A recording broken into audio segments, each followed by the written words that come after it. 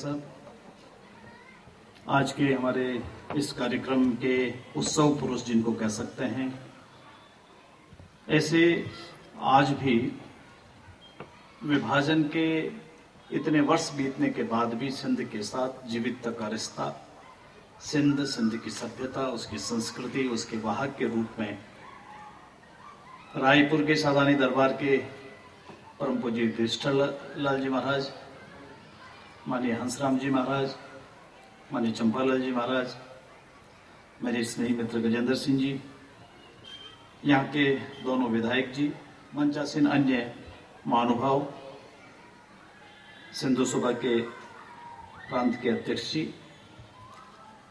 देवियों और सज्जनों,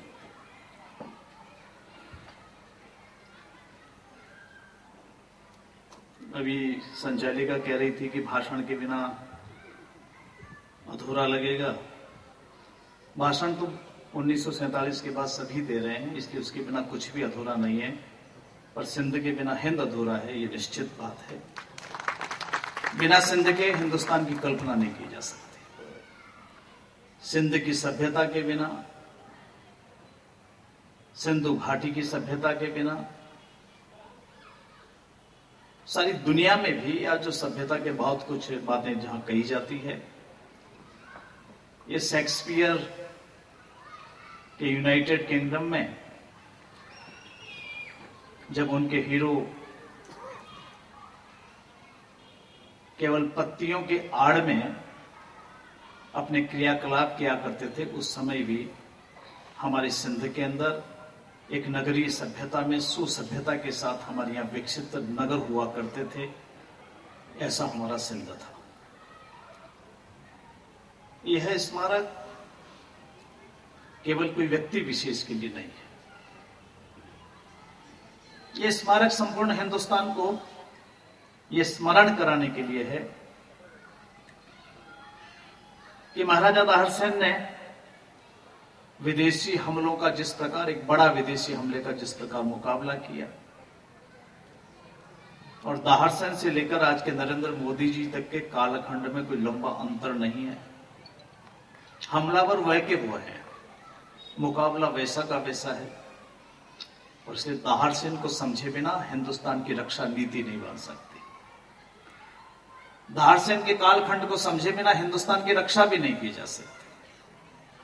दाहरसेन को समझे बिना हिंदुस्तान को आगे की शताब्दियों में कैसे आगे बढ़ना है, उस इतिहास का ठीक से ज्ञान हुए बिना भारत की विदेश नीति भी नहीं बन सकती। और इसलिए मैं आज आपके सामने जब खड़ा हूं, तो इसलिए दाहरसेन का स्मारक जब बना, मैंने तो केवल एक दायित्व मात्र, एक सामान्य संघ के स्वयंसेवक का क्या दायित्व होता है, उसके निर्वहन मात्र है, कोई बहुत बड़ा काम नहीं है ये सब कुछ।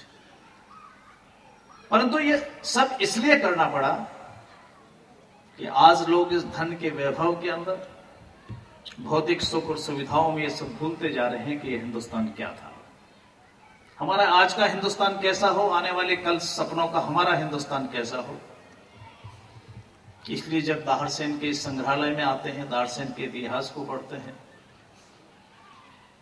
तो लगता ऐसा है कि इस देश ने बहुत लंबी संघर्ष की जीविका के नाते, लंबे इतिहास के साथ में ये हमारा हिंदुस्तान है। हिंदुस्तान ने कभी भी पराजय स्वीकार नहीं की। हिंदुस्तान कभी भी परकीय शासकों से हारा नहीं। अपनी छोटी मोटी परेशानियों के कारण, अपने छोटे मोटे विग्रह के कारण हमको छोटे मोटे झटके लगे, परंतु क्या कल्पना की जा सकती है कि उस समय, जिस समय मोहम्मद बिन कासिम का मुकाबला हुआ, उस समय सिंध हमारा एक सीमांत राज्य था, और उसने सबसे अधिक यदि किसी ने हमलों का मुकाबला किया तो सिंध ने किया। दुर्भाग्य है कि विभाजन के बाद सिंध का बड़ा हिस्सा पड़ोसी देश के साथ चला गया, और इसलिए जब दाहरसेन को यहां स्मरण करते हैं तो हम 14 अगस्त को यहां आते हैं, और 14 अगस्त को आकर के ये जो कृत्रिम जो तार की बाढ़ बनी हुई है, ये तार की बाढ़ कैसे हटे, उसके बारे में प्रतिवर्ष हम संकल्प लेते हैं, सपना देखते हैं। मुझे सौभाग्य से सिंध देखने का मौका मिला। सिंध के दर्शन करने का भी मौका मिला। मैं आज आपसे कह सकता हूं कि जितनी हमारी मन में तड़फ है ना, उससे 1000 गुनी तड़फ उस तरफ भी है कि ये बाढ़ तार की हटनी चाहिए और ये भारत एक अखंड भारत के स्वरूप के रूप में कैसा खड़ा हो, ऐसा सबका सोच है। और इसलिए आज ये संपूर्ण कार्यक्रम के जब रचना की गई तो गत वर्ष से काम शुरू हुआ कि महाराजा दारसेन के नाम पर एक पुरस्कार किसको? तो हम ऐसे महानुभावों को आमंत्रित करेंगे जिसके पुरस्कार को भी पुरस्कार मिले, वो पुरस्कार अपने आप में सम्मानित हो। पिछले वर्ष जब इस पुरस्कार का पहला वर्ष था, उसके 1 वर्ष पहले परम पूज्य सरसंघचालक जी का यहाँ पधारना हुआ, जब 1300वां बलिदान दिवस का यहाँ कार्यक्रम हुआ। देश भर से 14,600 लोग यहाँ पर आए। अथक प्रयास किया सबने। सिंधु सभा ने बहुत बड़ा काम किया, बाकी शेष और संगठनों ने काम किया। और उसके बाद से लगा कि यह हमारा संकल्प निरंतर चलना चाहिए। और इसलिए पिछले वर्ष जो इंस्टीट्यूट ऑफ सिंधोलॉजी है, जो आदिपुर में काम करता है, सिंध की सभ्यता पे, संस्कृति पे काम करता है, उनको निवेदन किया था। वे आए। मैं कह सकता हूं कि दाहरसेन स्मारक भी धन्य हुआ और वह सम्मान भी अपने आप को सम्मान और गौरव अनुभव करता है कि उस संस्था को हमने यहां बुला करके सबके सामने सम्मानित करने का हमको मौका मिला। इस बार जब विषय आया तो ये फैसला इन कार्यकर्ताओं ने बैठ करके नहीं किया।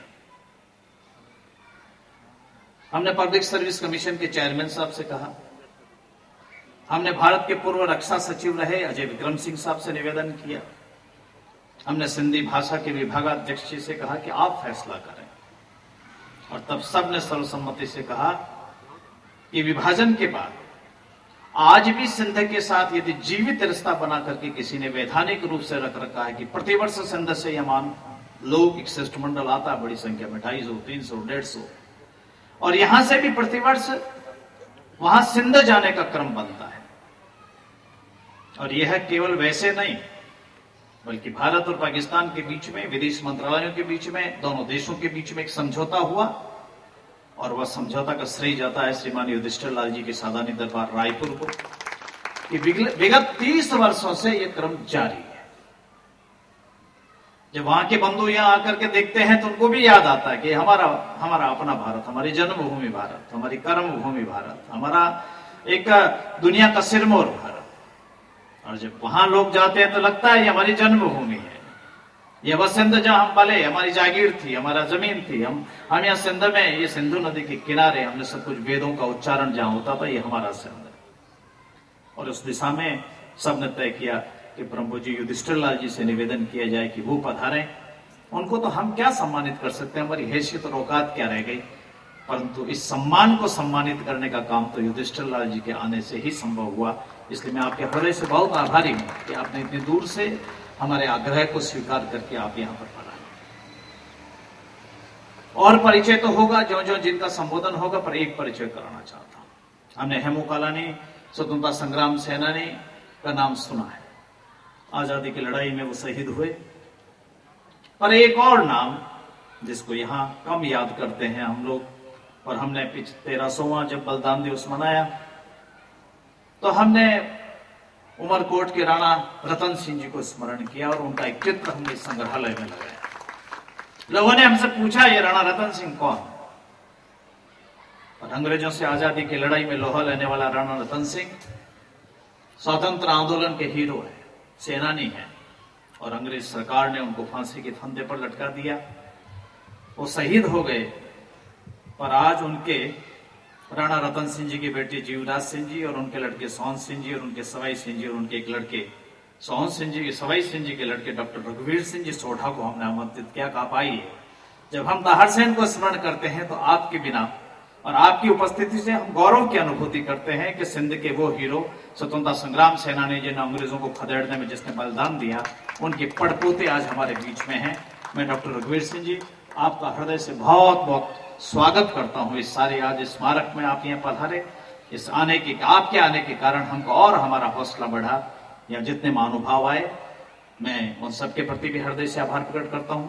माननीय गजेंद्र सिंह जी ने एक लंबे अरसे तक इस हमारे सीमांत क्षेत्र में कार्य किया है। अब वे लोकप्रिय सांसद हो गए हैं जोधपुर के। हमने उनको इसलिए निवेदन किया कि हमारी सीमा, हमारा सिंध, आपने 30 वर्ष तक प्रतिदिन उसका उच्चारण किया, उसके लिए आपने काम किया, मेहनत की, परिश्रम की, परंतु ये मेहनत जरा और आगे बढ़े। और इसलिए आप दाहरसेन स्मारक के इस कार्यक्रम में आप हमारे निवेदन पर पधारे, आप सारे अतिथि महानुभाव आए। हंसराम जी महाराज तो हमारे लिए ऑक्सीजन का काम करते हैं। जब हम थक जाते हैं, हार जाते हैं, थोड़ा बहुत लगता है यार तब क्या बहुत हो गया, तब हंसराम जी महाराज की घुट्टी हमारे लिए काम करती है। प्रतिदिन भी हमको प्रोत्साहित करते हैं। ऐसे चंपालाल जी महाराज यहाँ पधारे, अन्य संत महानुभाव यहाँ पधारे। सिंधु सभा का अथक प्रयास ही है जो ये सब कुछ कार्यक्रम सफल हो रहा है। इस नाते मैं आप सबका हृदय से बहुत स्वागत और अभिनंदन करता हूँ, एक प्रार्थना के साथ कि दाहरसेन केवल एक दिन के लिए नहीं,